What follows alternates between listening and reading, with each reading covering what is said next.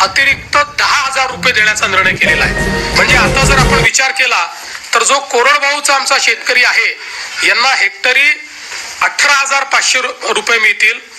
जो आमचा हंगामी बागायती शेतकरी आहे त्याला 27,000 रुपये हेक्टरी मिळतील आणि जो आमचा बागायती शेतकरी आहे त्याला 32,500 रुपये हे हेक्टरी देण्याचा निर्णय। नमस्कार, अत्यंत महत्त्वाची व एक दिलासादायक बातमी आपल्या समोर आली आहे। म्हणजे काय, पीक विमा बँक खात्यात जमा होण्यास सुरुवात। व तसेच एकत्र विनंती करू इच्छितो की जर तुम्ही माझ्या चॅनलला नवीन आले असाल तर सबस्क्राईब करायला विसरू नका। पीक विमा वितरण राज्यातील ज्या शेतकऱ्यांच्या बांधवांना पीक विम्याचे पहिल्या टप्प्यांमध्ये पैसे वाटप झाले नसतील अशा शेतकऱ्यांच्या बांधवांच्या खात्यामध्ये पीक विम्याच्या दुसऱ्या टप्प्यामध्ये पैसे वितरण होण्याची सुरुवात झाली आहे।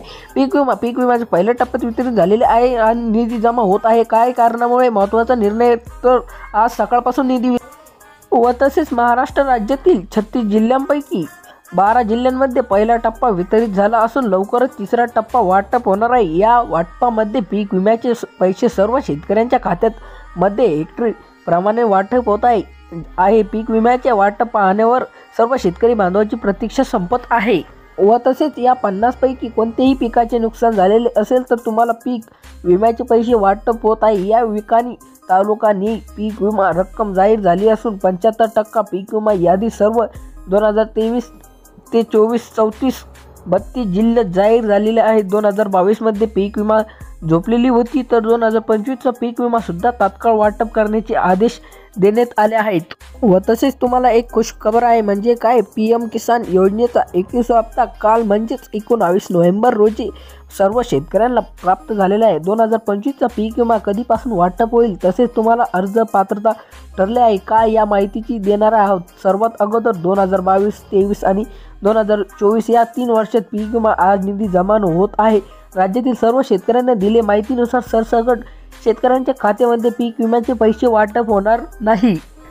जे शेतकरी बांधवांना या पात्रतेमध्ये बसत असतील त्यांच्या खात्यामध्ये पैसे वाटप होतील अशा प्रकारची परिस्थिती माहिती आज निधी जमा होत आहे। या पीक विमा योजनेची घोटाळा झाला असून अपात्र लोकांना अर्ज भरून पैसे टाकल्याचे दिसून आले आहे। त्यामुळे जे खरोखरच लाभार्थी असतील त्यांच्या खात्यात मागील 3 वर्षापासून पीक विमा एकत्रितपणे वितरित होत आहे।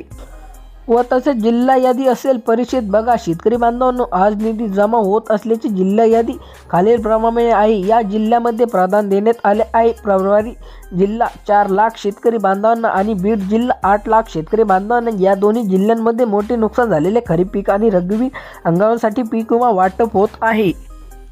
बघा कोणत्या शेतकऱ्यांना कोणत्या जिल्ह्यांमध्ये आणि कोणत्या बँकेमध्ये पीक विम्याचे वाटप होत आहे याची आपण एका मिनिटामध्ये माहिती पाहणार आहोत। जर तुम्ही नियमाचे पालन केले नसेल तर या ठिकाणी सर्वांना पैसे येतील, फक्त तुमची या पीक विम्यापासून वंचित राहू शकता। त्यामुळे जर तुम्ही वाटप असेल किंवा आमपाकी विम्यापासून वंचित राहू शकता, नाही तर शेतकरी बांधवांना महत्त्वाची कामे केली आहे पाहण्यासाठी सुद्धा गरजेचे आहे। धन्यवाद। असेच व्हिडिओ पाहण्यासाठी आपल्या चॅनलला सबस्क्राईब करून ठेवा।